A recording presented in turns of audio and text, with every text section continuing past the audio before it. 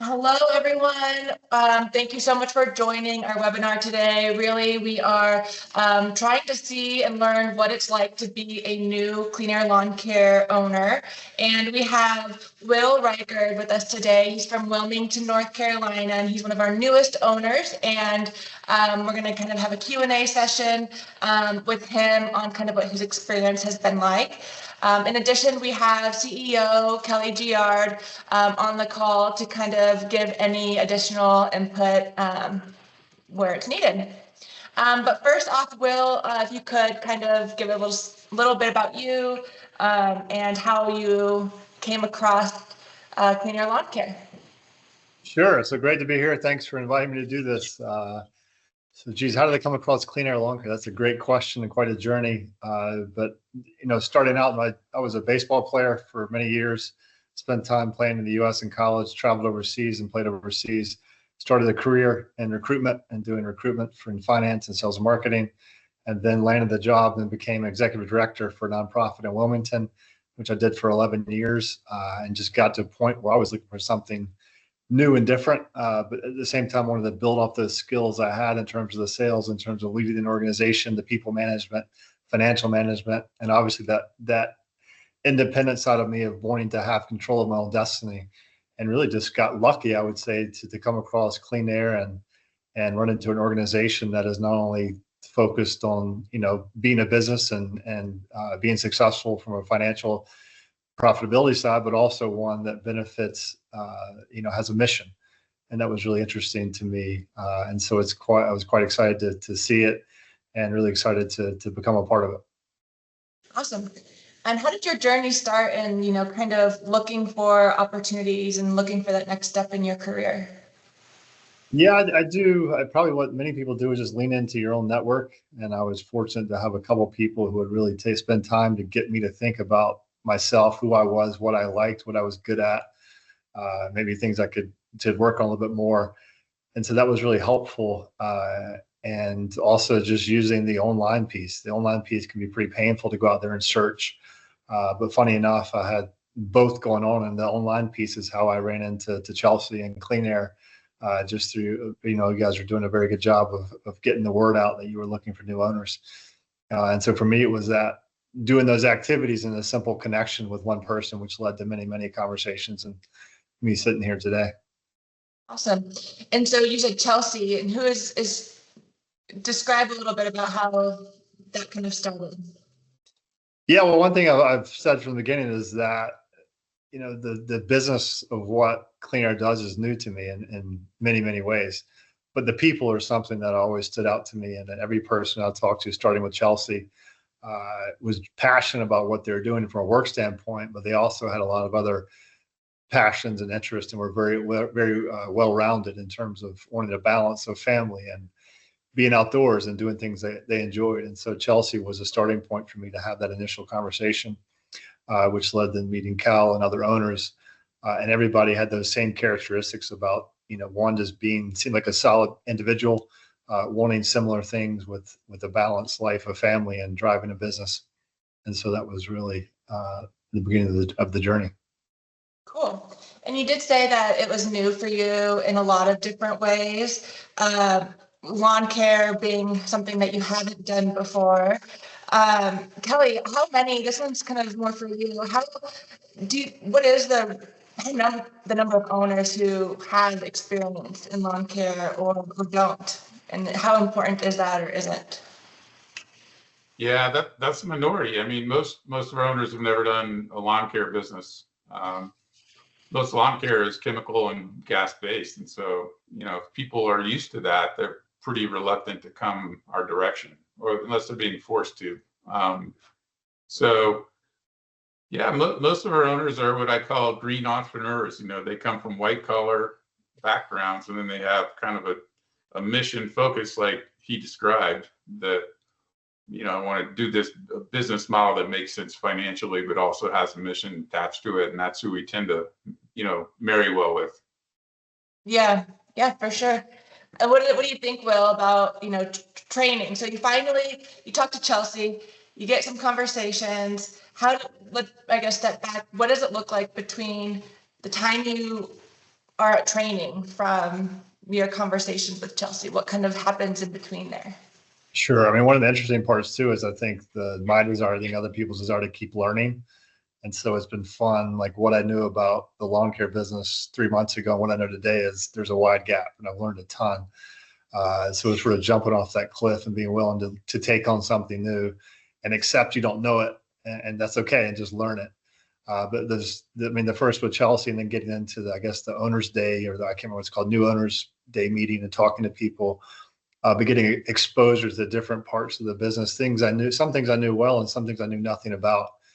Was a little bit like drinking from the fire hose, and a little bit scary because you're talking about fertilizer applicants and things, and pH levels and nitrogen, and I'm like, whoa. But the more you dig in and just keep going, that this sort of it just becomes more simplified, and you can sort of see and understand what you're doing. But just again, talking to the people, the owners, and getting that, and then through the training, just enough, and probably sometimes too much for me, but it was enough to realize what I had to learn. But the starting points for those conversations, and then starting points for continuing to do that. And so that was really helpful, and also just quite fun to start seeing those pieces, especially now, seeing those things come together. I have an understanding now, and I just keep building and building off of that. Yeah, really cool.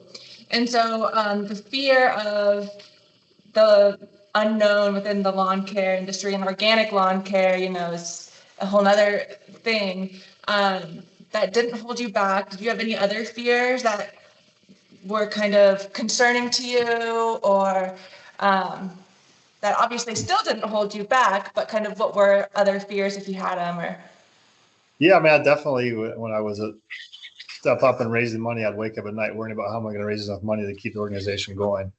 That's not different. You do have those stressors, those things that keep you up at night. I think now it's sort of jumping off the cliff and getting in action in the next month. And so, how do you want to make sure you make customers happy? You want to make sure you do a good job. You want to make sure you have the people that you can train. And so you certainly have those fears, but again, at night, they're there. During the day, it's more excited about how do I do this? How do I overcome these things? And so, it's just keeping the positive focus. And also, I think the people behind you, and having the headquarters and folks at Clean Air, you don't go, and if you put out a message asking for help, I'd say you don't go an hour without hearing from somebody. So you have people behind you to help you.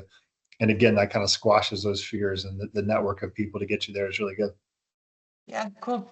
Kelly, what kind of support does the HQ provide new owners, and what kind of support do other owners provide new owners that you've seen? Yeah, I think the other owners' support is as important as the HQ. I think that you build little relationships during the training week, and then we have the national conference, and that's great to go to get face to face and start to build some peer friendships, because I do think that that's very valuable to have kind of an advisory board sort of level of group of fellow owners that you trust, that can help you make good decisions, avoid bad ones as you grow and make those decisions. So I love that part, and we definitely try to foster that with our technology and our attitude, and trying to get owners talking to owners. Anytime that's going on, it's good. What we do, strategically from the headquarters in terms of somebody like Will, is what he just described. We try to get them close to not expert level, but student level. Like he graduated from a class in microbiology about lawn care, so that can really resonate to the customer immediately when you first start. So you can demonstrate a level of expertise that the customer can gain confidence in. I think that's really important. And so a lot of the training is revolved around that. What's next for him is we're going to go do an on-site visit where we kind of talk theoretically about stuff, and then we come up with a plan at the training, and then, well, now you got to go, how do I actually do this? Like, how do I go from an estimate request to let's put them in its CRM, let's get the financial stuff squared away, and then let's go do the service, and let's go do it well. And so that's where he's at. And I think that's a couple of days of that. After he's had a chance to kind of address things that been bothering him in his head, like how do I do this particular service, or how does this fertilizer, how does this sprayer work? All those little details, doing your first 10 customers is going to expose all of those and get you start building great habits. I think that's one of the keys to our business model is you can't run it like a paper route and just start doing stuff one off. You have to have the $1 million location mentality from the very beginning and start to build those habits. Just like when he was a successful baseball player, he didn't get to where he was by going to the practice, the batting cages, whatever he's doing, and not building good habits from the beginning. And so, I think that's a big piece of it too. And so someone from HQ will go to his location there in Wilmington and provide an on-site training. And this is after training is complete. Yeah, whenever he's got his equipment and a handful of customers and he's ready to really start to operate. Cool, that's great.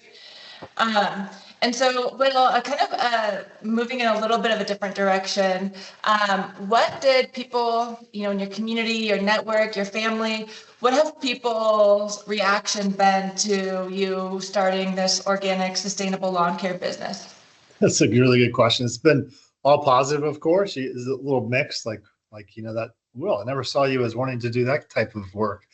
And so there's a mix there. But most of the people that know me are very positive, and then also that understand a little bit about the mission, just hear what we do on a simple level, like, oh, that's a great idea. We need that here. People will want that here. And so that's on a personal level, it's great to hear. And then on like a business level, it's great to hear that people are interested in that and people see the light and understand a little bit about what we're trying to do in our niche. And so I think that gives me a lot of hope that we can be successful in Wilmington. Yeah, that's great. And so I know a little bit about this because I work directly with you on a really regular basis, helping you get launched. But I guess a question is, during this launch process, what are some of the things that have been the most helpful for you? So now you're an owner, you've been through training, you're about to get your on-site training, but through the whole process, there's a lot that goes into launching a business. What are some of the things with the launch process that have been helpful for you? And what are some things that, maybe we could be doing better even and making sure that future owners are getting the best launch possible? Yeah, I think, shout out to you. We meet on a weekly basis, me and Chris Ann, and just go through our new owner checklist, which goes from everything from getting an EIN, employer identification number, to setting up an LLC or whatever type of business you set up, to ordering equipment, all that stuff, and just the level of accountability and keeping focus is really helpful. And also just the insights. You have the experience to be able to tell me, hey, this is a good truck. This is not a bad truck, or maybe not a truck for you. Those things, that's really helpful to have. And then, I spent time, I've been to 2 locations now to see how people do things. For me as a learner, that's really helpful. It gives me a lot of confidence to see that it is something that I can do. If I don't know it now, I can learn it very easily, or pretty quickly anyway. And so those types of things are really helpful for me. Having the Clean Air Connects website, I was actually just in there looking at, hey, how do I get my truck wrapped? Who do I contact? Looking at the equipment providers in terms of who gives us a national discount on mowers and blowers, et cetera. All that stuff is super helpful, and it's also very well organized and seems easy to navigate. And so you have all those different push and pulls avenues to get information, and all that stuff's been really helpful. Cool.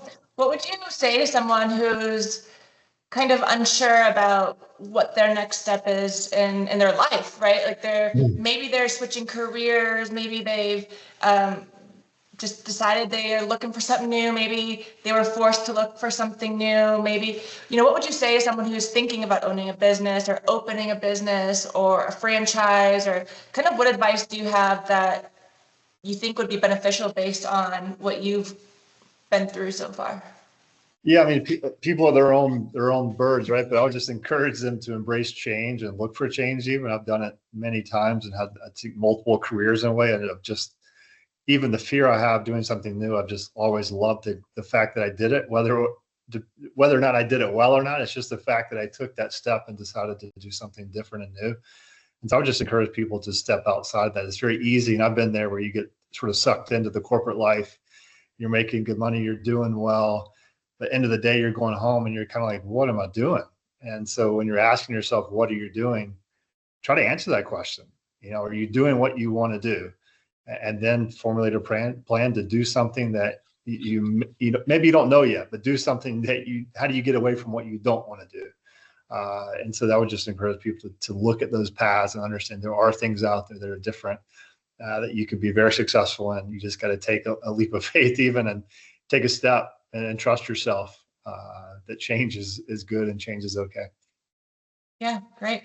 And Kelly, what kind of person have you seen that do, step in to change or decide to open a clean air specifically, whether it be clean air lawn care, clean air mosquito control? What kind of person have you seen that thrives in clean air business models? Yeah, I mean, it's people like Will. I'd clone him if we could. It'd make my life really easy. I'll do that. But no, I mean, there's no right or wrong person. It's you have to, I think, you have to be able to want to run through walls. I think that's the biggest thing I'm looking for when I talk to a prospective new owner is, do they have that? And because you're going to run into problems, and HQ can help at some level, but the owner has to have a drive. They have to have a relentlessness. And our best owners have that. They can't be stopped. And in our business model is pretty straightforward. It's not super complicated. And we also have this trend in our favor of these customers waking up every day and going, why am I doing this to my lawn when I'm shopping at Whole Foods and I have an organic garden? Why am I polluting my lawn like a Superfund site? Why am I using gas equipment? And so we have that trend in our favor. And, it's comforting to have that in a business model where the world's coming your direction. And so I think that, people like Will, people like our largest locations, they have a history of success, whether it's in athletics or career or both. And they take those principles and they apply it to business ownership the same way. And in our business model, that works. That's going to be a successful business owner. Cool. We do have just about 2 minutes left of this 20-minute webinar here. Do you guys have anything else to add that might be helpful for someone who's, looking at franchise opportunities, for someone who is maybe looking at clean air as an option or maybe hasn't found clean air yet? I'd say lean into it, and just as I experienced everybody here, and I think myself who would be accessible to somebody interested and wanted to talk about it. You guys were always accessible to me. I mean, Kel, people think a CEO is hard to get a hold of. You're not. And so it's great to have that and know that people are there to talk to you. So if you consider it, I think lean in a little bit more and ask yourself some hard questions, ask us hard questions, and go back and ponder it. It's definitely worth looking at. Yeah, the thing I'd say is, lawn care is fun. You get to do something, you get to see it, it's tangible. You don't stress out about it, losing sleep at night over it. It's not some moving goal like a lot of jobs are. And so I really like that purity of the service we do. And even when you make a mistake, you just come back the next week and straighten it out. So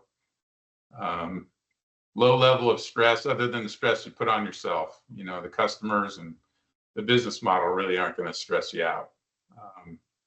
So it's fun. It's the mission is I think elite, and we have a good group. Will's just the tip of the iceberg. We have a real good group of owners that are ready to join up with the right people. So like he said, just shoot me a message on LinkedIn or however you want. I'll get back in touch with you. Awesome. Great. Well, I appreciate you guys both so much for your time today. Thank you so much, Will. Thank you. And yeah, we'll talk soon. See you, Will. Yeah, take care. Bye. Bye.